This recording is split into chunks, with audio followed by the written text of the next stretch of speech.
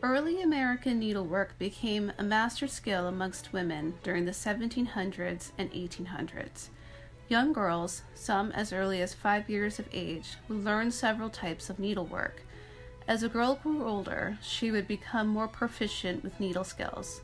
We have 3 different types on display here. A sampler, by definition, is a sample by one's ability in needlework.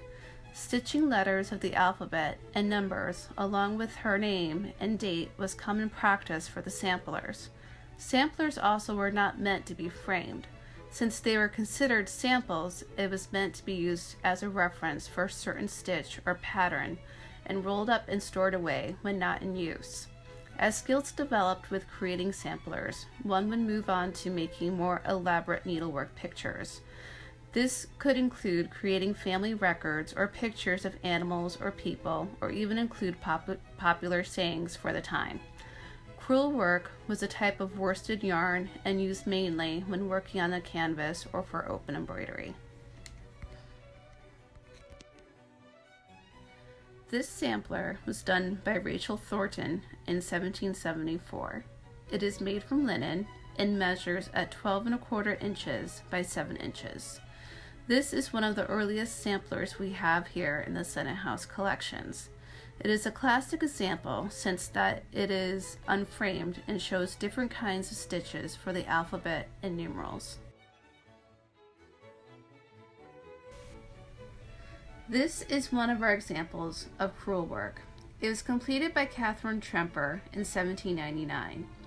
Records show she was baptized in May 1784, which means she was possibly 15 years old when she created this.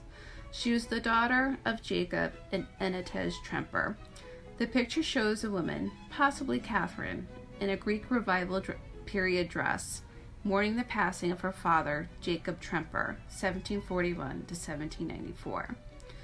George Washington died December 14, 1799, and being the first president of the United States, many citizens were grief-stricken. Americans wanted to honor Washington, and a way to do so was creating a mourning sampler. A mourning sampler would typically show mourners dressed in Greek Revival clothing, weeping willow trees, urns, and angels.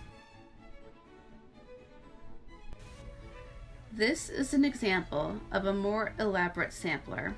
Although it is unframed and includes several rows of the alphabet, this is different in that it is larger and includes the saying, "Love is the rosebud of an hour, friendship is the everlasting flower."